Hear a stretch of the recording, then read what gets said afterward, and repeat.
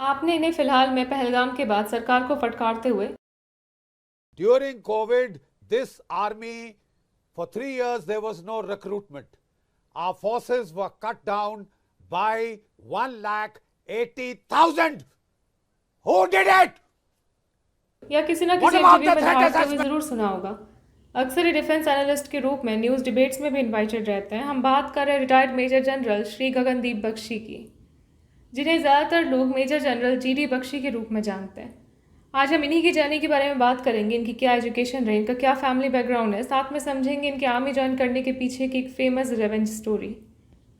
Welcome to the KPM voice. आप देख रहे हैं episode 2 of biography of the victors. इससे पहले हमने कर्नल सोफिया कुरैशी की जर्नी कवर की थी, जिसका डिस्क्रिप्शन में हम लिंक दे देंगे, आप चाहे तो जाकर देख सकते हैं। तो currently 75 years old Gagandeep sir का जन्म 1950 में जबलपुर मध्य प्रदेश में एक ब्राह्मण फैमिली में हुआ था। ये अपने पूर्वज ब्राह्मण वॉरियर भगवान श्री परशुराम को मानते हैं।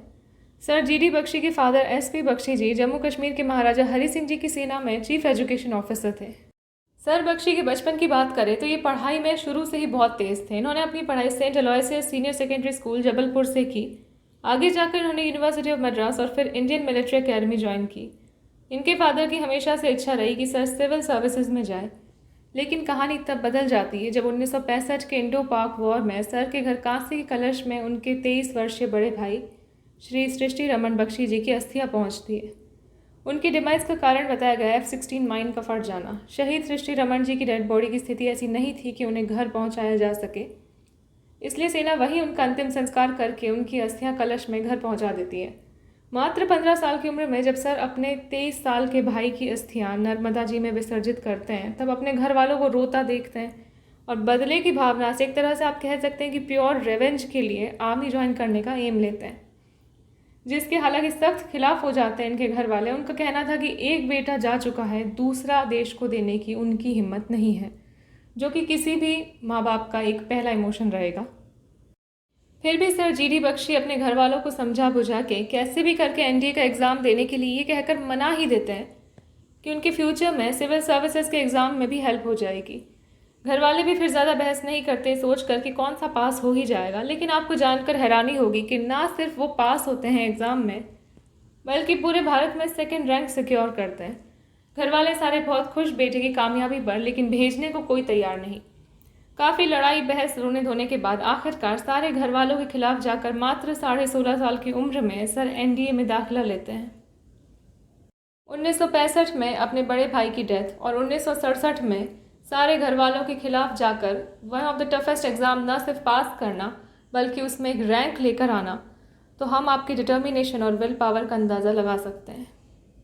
कट टू 1971, 21 वर्ष की उम्र में सर GD बख्शी कमीशन होते हैं सेकंड लेफ्टिनेंट पोजीशन से 6 जम्मू एंड कश्मीर राइफल्स में। सर बताते हैं कि उनकी पासिंग आउट परेड में पद्म भूषण पद्म विभूषण श्री सैम मानेकशॉ आए थे, जो भारत के फर्स्ट फील्ड मार्शल थे। बात करें सर के करियर ग्राफ की, तो फौज से कमीशन होते ही उनके करियर का आगाज़ बहुत ही शानदार रहा। सबसे पहले उन्होंने 71 का युद्ध लड़ा, फिर उन्होंने पंजाब में काउंटर टेररिस्ट ऑपरेशन लड़ा, फिर उन्होंने कारगिल वॉर लड़ा, उसके बाद उन्होंने किश्तवाड़ में काउंटर टेररिस्ट ऑपरेशन लड़ा और ना सिर्फ लड़े बल्कि जीते। अपने करियर के सबसे सफल चुनाव के बारे में पूछे जाने पर वो कहते हैं कि किश्तवाड़ में उनकी पोजीशन का पीरियड सबसे सक्सेसफुल रहा। अपनी लाइफ में लगभग 350 मौतें देख चुके मेजर जनरल GD बख्शी से जब पूछा गया कि वो सेना में अपनी सबसे बड़ी कामयाबी अचीवमेंट किसे मानते हैं, तो उन्होंने हंसी में कहा था कि वो अपने जिंदा रहने को ही अचीवमेंट मानते हैं। उन्हें सेना मेडल और विशिष्ट सेवा मेडल सहित कई प्रतिष्ठित पुरस्कार प्राप्त हुए। उन्होंने इंडियन मिलिट्री एकेडमी देहरादून और डिफेंस सर्विस स्टाफ कॉलेज में भी सर्व किया। साथ ही सर की last posting national defence college Delhi में रही।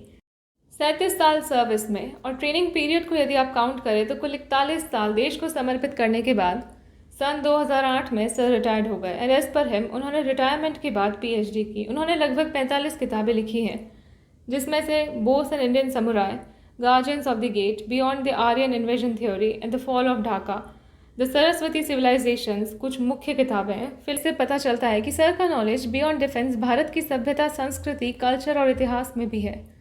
फिलहाल वो गुरुग्राम में रह रहे हैं, आज भी बहुत एक्टिव है। न्यूज़ डिबेट्स में अक्सर अपनी बात बेबाकी से और दमदार तरीके से रखते दिख जाते हैं। आई होप आपने सर से कुछ और नहीं भी तो कम से कम डिटर्मिनेशन तो सीखी होगी। ये थी पूरी चरनी retired major general sir GD Bakshi की। ईश्वर करे भारत में ऐसे ईमानदार और वीर देशभक्त जन्म लेते रहे जो पहलगाम जैसे इंसिडेंट्स पर मौन धारण करके नहीं बैठते। आप देख रहे थे केपीएम वॉइस। नमस्ते।